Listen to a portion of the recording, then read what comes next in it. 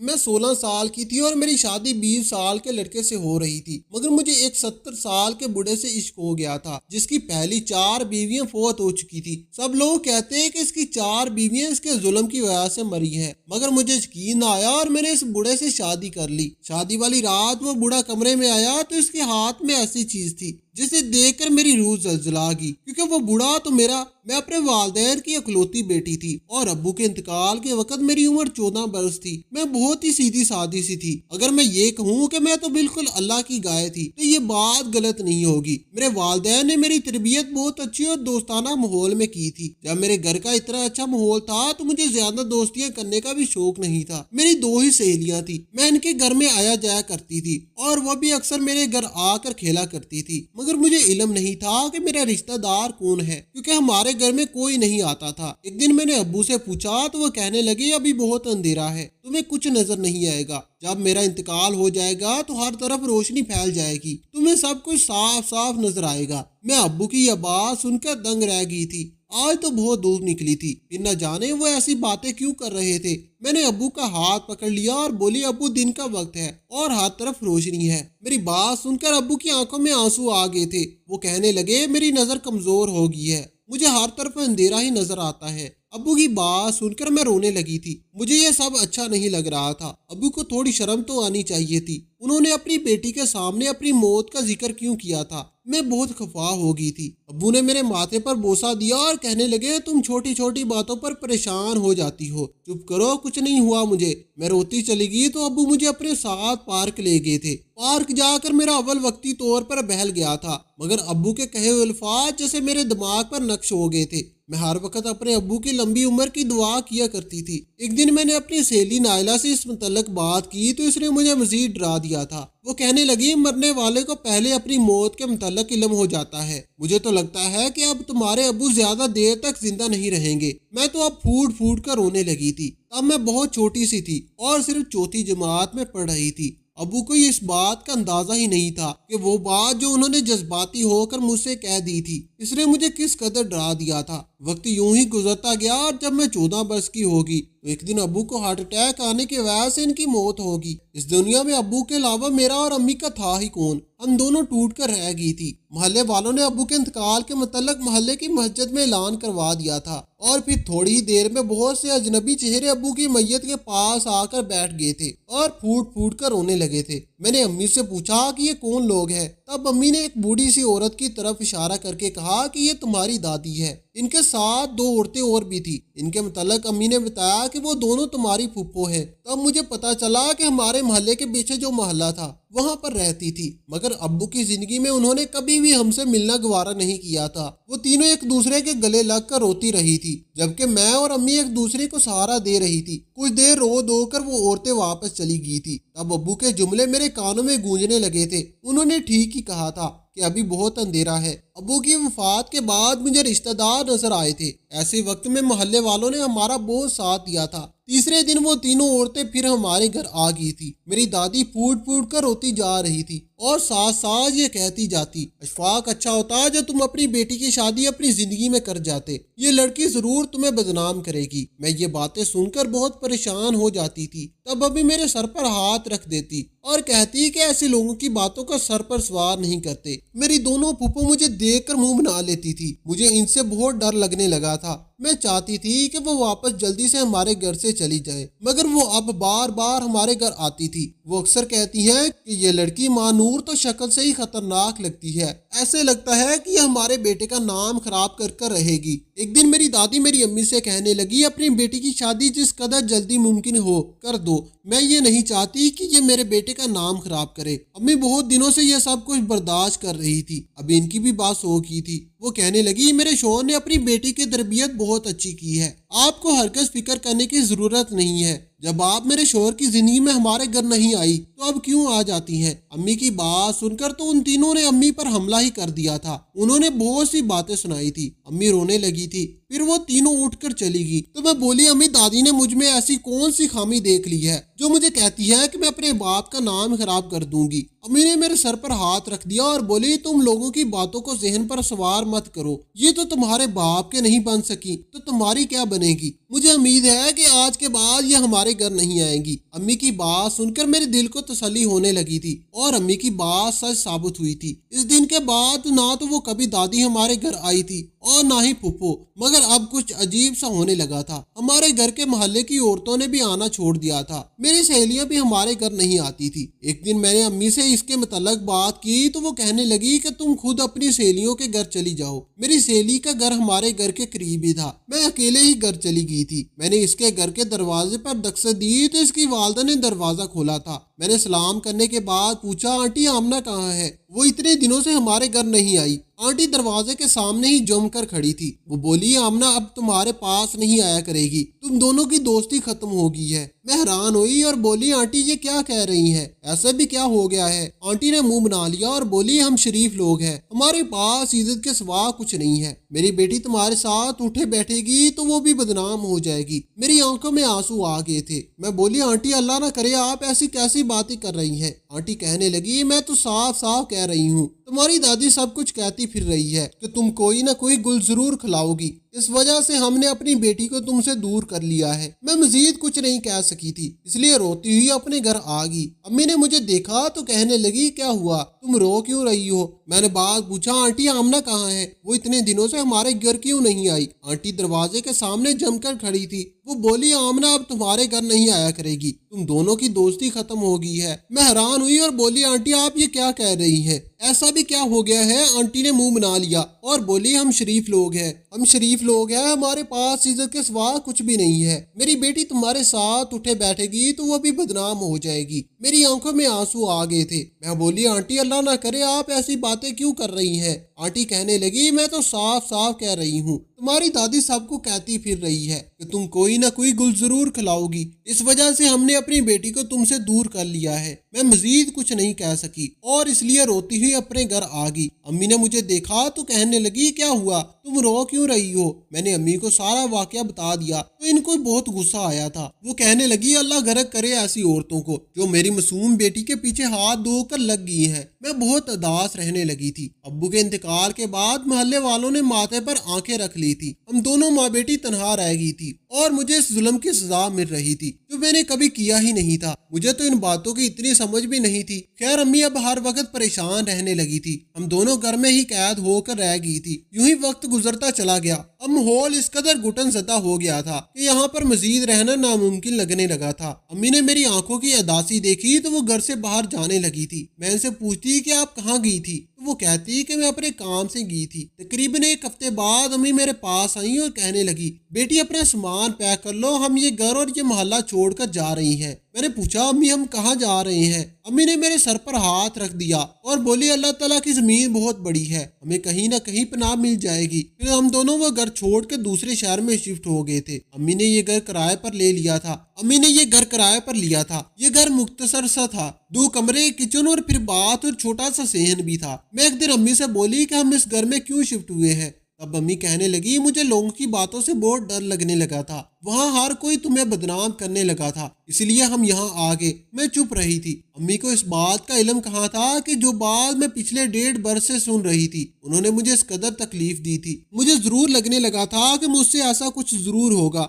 जिससे मेरे वालिदैन का नाम खराब हो जाएगा। मैं अपने वालिदैन की इज्जत खराब जरूर करूंगी। शायद मेरे माथे में यही सब लिखा था। मैं इन बातों से पीछे छोड़ने की कोशिश किया करती थी, मगर जब आईना देखती तो लोगों के जुमले मुझे याद आ जाते। एक दिन अम्मी सब्जी लेने के लिए घर से बाहर गई हुई थी, जबकि मैं अपने घर में बैठी थी। तब हमारे घर के दरवाजे पर दस्तक हुई। मैंने ये सोचकर दरवाजा खोल दिया कि शायद अम्मी आई होंगी, मगर सामने तो एक जाना पहचाना चेहरा खड़ा था। हम इस नए इलाके में आए थे, यहाँ पर सिर्फ एक ही शख्स को जानते थे और वो था हमारा मालिक मकान। वो मेरी तरफ देखकर मुस्कुराने लगा और बोला, गुड़िया तुम्हारी वालदा कहाँ है? मैं बोली, वो तो घर नहीं है, बाजार तक गई है, आप अंदर आ जाए। मालिक मकान नफी में सर हिला दिया और बोला, नहीं, जब तुम्हारी अम्मी आ जाएंगी तो मैं फिर चक्कर लगा लूंगा। میں بولی آپ کو دوبارہ زحمت کرنی پڑے گی، امی بس آنے والی ہوں گی، تب تک میں آپ کے لیے چائے پانی کا انتظام کر دوں گی۔ مالک مکان کہنے لگا جیتی رہو۔ اس نے میرے سر پر ہاتھ رکھا اور واپس چلا گیا۔ مجھے اس کا یہ انداز بہت اچھا لگا تھا۔ ابو کے انتقال کے بعد یہ پہلا شخص تھا جس نے اتنی عزت سے بات کی تھی۔ امی جب آئی تو میں نے ان کو ساری بات بتائی تھی۔ امی مسکرانے لگی اور بولی یادار لوگ ایسے ہی ہوتے ہیں، جب بیٹیاں گھر میں اکیلی ہوتی ہیں تو وہ گھر میں نہیں آتے، اور تم بھی کسی کو بھی گھر میں آنے کی اجازت مت دیا کرو۔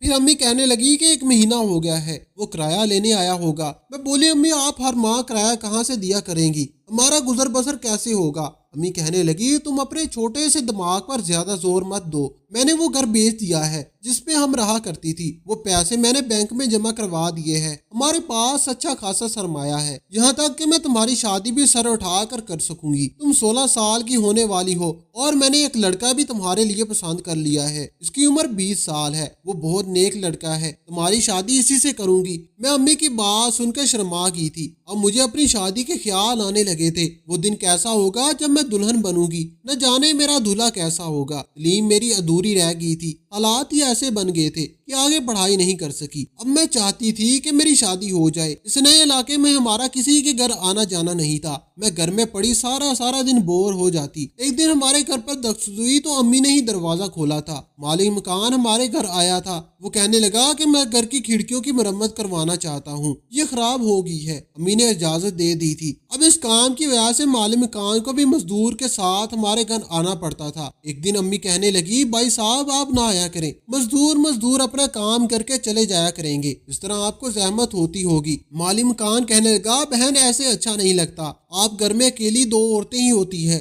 آپ میرے گھر میں رہ رہی ہیں، میری ذمہ داری ہے، آج کل کے لوگوں پر مجھے بالکل بھروسہ نہیں ہے، اس لیے مجھے ساتھ آنا ہی پڑے گا۔ مجھے مالک مکان کی سوچ بہت اچھی لگی تھی۔ امی کہنے لگی یہ تو آدمی بہت ہی بھلا لگتا ہے۔ ایک دن مزدور کے جانے پر امی نے انہیں چائے پر روک لیا تھا۔ میں چائے لے کر گئی تو مالک مکان کہنے لگا کون سی کلاس میں پڑھتی ہیں آپ؟ میں نے نفی میں سر ہلا دیا اور صوفے پر بیٹھ گئی۔ میں نے انہیں اپنی درد بھری کہانی سنا دی تھی۔ میں بولی ابو کے انتقال کے بعد ہمارے رشتہ داروں نے ایسے حالات پیدا کر دیے تھے، اس وجہ سے میری تعلیم ادھوری رہ گئی تھی اور ہمیں اپنا علاقہ بھی چھوڑنا پڑا۔ مالک مکان کہنے لگا ہاں ایسا ہی ہوتا ہے، کبھی اس چیز کی توقع بھی کی نہیں ہوتی۔ مالک مکان کہنے لگا میرا نام یاسر ہے، میں بھی اپنے لوگوں کی باتوں کا ہی ڈرا ہوا ہوں۔ میں نے اپنی پسند کی شادی کی تھی، میں اپنی بیوی سے بہت زیادہ محبت کرتا تھا، اس کی خاطر جان بھی دینے کو تیار تھا، مگر پھر ہمارے رشتہ داروں سے ہماری جوڑی برداشت نہ ہوئی اور ہم دونوں کے درمیان پھوٹ ڈال دی، جس کا نتیجہ بہت بھیانک نکلا تھا۔ میں آج بھی وہ سب سوچتا ہوں تو دل دہل جاتا ہے۔ میں آج 70 سال کا ہو گیا ہوں مگر آج تک مجھے سچی محبت نہیں ملی۔ پھر وہ کہنے لگا تم جس کسی سے بھی شادی کرنا، اس کے ساتھ محض رہنا، حالات جیسے بھی ہوں تم ہمیشہ اپنے شوہر کا ساتھ نبھانا۔ پھر مالک مکان نے ہمیں اپنا موبائل نمبر دیا اور امی سے کہنے لگا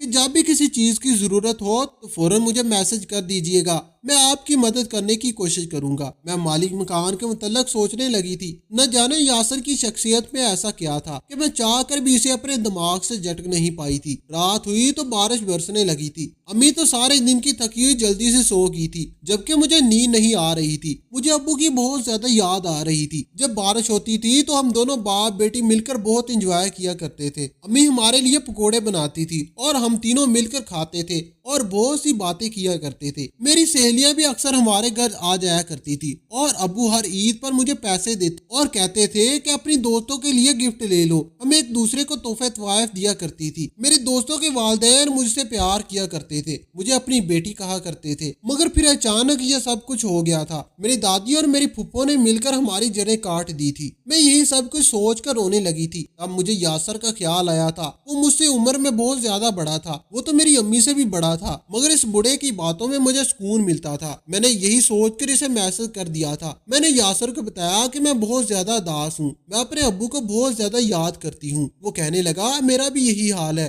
میں بھی اپنی بیوی کو بہت یاد کر رہا ہوں، ہم دونوں کی حالت ایک جیسی ہے۔ ہم دونوں آپس میں باتیں کر رہے تھے، رات ایسی ہی گزر گئی تھی اور مجھے علم ہی نہیں ہوا تھا۔ زندگی میں پہلی بار میں نے کسی کے ساتھ رات بھر جاگ کر بات کی تھی۔ فجر کی اذان فضا میں گونجنے لگی تو امی اٹھ بیٹھی تھی۔ میں بہت बहुत ज्यादा खौफजदा हो गई थी, इसलिए मैंने जल्दी से मोबाइल छुपा दिया था। अम्मी कहने लगी कि क्या हुआ है, तुम अभी तक जाग रही हो? तब मैं बोली, अम्मी दादी ने जो कुछ हमारे साथ किया है मैं चाह कर भी इसे बुला नहीं पाई। तो वो कहने लगा कि ये ठीक नहीं है, तुम अभी बहुत छोटी हो। मैं बोली, मुझसे शादी कर लो नहीं तो मैं मर जाऊंगी। वो बूढ़ा यासर तो मान गया था, मगर सबसे मुश्किल मरहला मेरी अम्मी को मनाना था। अम्मी को जब इस बात का पता चला तो वो हैरान रह गई थी। उन्होंने मेरे मुंह पर थप्पड़ दे मारा था। मैं फूट फूट कर रोने लगी थी। मैं बोली, अगर अम्मी आपने मुझे और यासर को जिदा करने की कोशिश की तो मैं वही सब करूंगी जो आपने अपनी जवानी में किया था। क्या आपको हर वक्त अपने ऊपर दौरा आता है? शायद आपके लिए यही मुकाफाते अमल है। अम्मी मेरी धमकी सुनकर डर गई थी कि मैं हर वक्त अम्मी पर दबाव डालती रहती थी।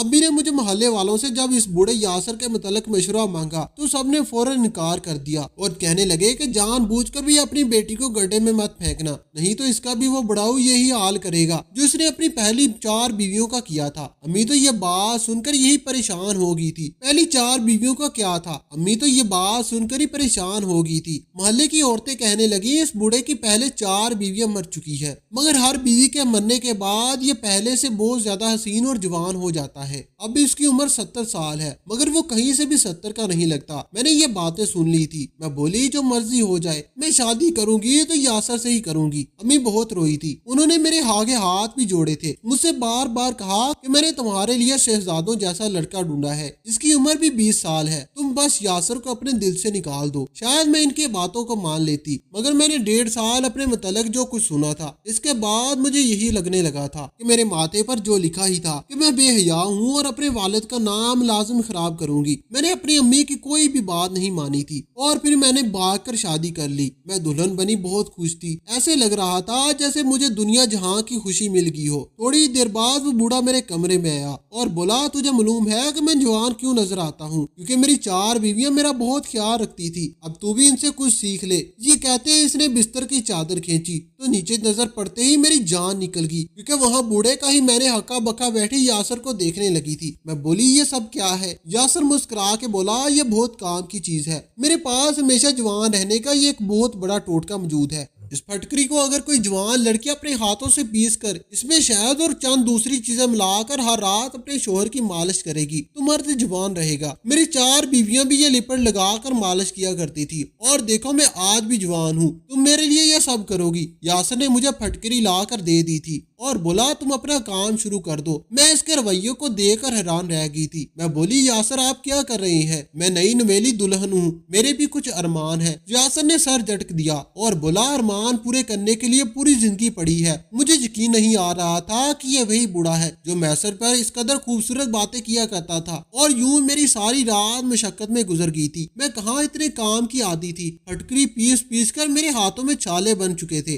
सुबह हुई तो यासर मुस्कुरा कर बोला, तुम तैयार हो जाओ, आज तुम्हें बहुत से लोग देखने आएंगे। मैंने यासर की बात मान ली थी, हालांकि मैं इस कदर थकी हुई थी कि जी चाहता कि सो जाऊं। खैर हमारे घर बहुत से लोग आए थे जो यासर से यही बात बार बार पूछ रहे थे कि कीम यासर इतनी देर सारी फटकरी का क्या करता है। मैंने सोच लिया था कि ये राज मालूम करके ही रहूंगी। एक दिन हमारे घर एक आदमी आया तो यासर इसे दूसरे कमरे में ले गया। मैं छुपकर इन दोनों की बातें सुनने लगी थी। यासर बोला, ये मैंने फटकरी अपनी 16 साल बीवी से पिसवाई है, तुम इस्तेमाल करने से बहुत जल्द जवान हो जाओगे। वो आदमी बहुत खुश हुआ और ढेरों पैसे यासर को दे दिए थे। वही यासर पर शक हो गया था, इसलिए मैंने छानबीन कराई तो पता चला यासर एक नंबर का फ्रॉडिया है। वो अपने इलाके में हकीम साहब के नाम से मशहूर था। वो जानबूझकर कम उम्र लड़कियों को अपने काम में फंसा कर इनसे शादी कर लेता और फिर इन लोगों से कहता कि मेरी कम उम्र बीवी फटकरी बेचती है जिसको लगाने से कोई भी जवान हो सकता है, जबकि वो जवान नजर आने के लिए प्लास्टर सर्जरी करवाता था। इसकी पिछली 4 बीवियां भी इसकी मशक्कत से तंग आकर भाग गई थी और इसने मशहूर कर दिया था कि वो मर गई है। वो लोगों को धोखा देकर दोनों हाथों से लूट रहा था। मैं ये सब जानकर बहुत शर्मिंदा हो गई थी। मैंने अम्मी से राब्ता किया तो उन्होंने मुझसे कहा कि तुम वापस आ जाना चाहती हो तो आ जाओ, मैं तुम्हें कबूल कर लूंगी। मैं वहाँ से भाग आई थी। अम्मी ने मुझे इस बूढ़े का घर छोड़कर दूसरा मकान ले लिया था और मैंने खुला ले ली थी। मुझसे गले मिलकर वो बहुत रोई थी। अब मैं अक्सर सोचती हूँ कि मेरी दादी ने मेरे मुतल्लिक इतनी गलत बात ना मशहूर की होती तो मैं कभी भी अपने घर से भागने का सोच नहीं सकती थी। ये सच है कि हमारे माशरे में लोगों की सोच और राय इंसानी जिंदगी पर बहुत ज्यादा असर करती है, इसलिए किसी के मुतल्लिक भी जवान हो सकता है, जबकि खुद जवान नजर आने के लिए प्लास्टर सर्जरी करवाता था। इसकी पिछली 4 बीवियों इसकी मशक्कत से तंग आकर भाग की थी और इसने मशहूर कर दिया था कि वो मर गई है। वो लोगों को धोखा देकर दोनों हाथों से लूट रहा था। मैं ये जानकर बहुत शर्मिंदा हुई थी। मैंने अम्मी से राब्ता किया तो उन्होंने मुझसे ये कहा कि तुम वापस आना चाहती हो तो आ जाओ, मैं तुम्हें कबूल कर लूंगी। मैं वापस वहाँ से भाग गई थी।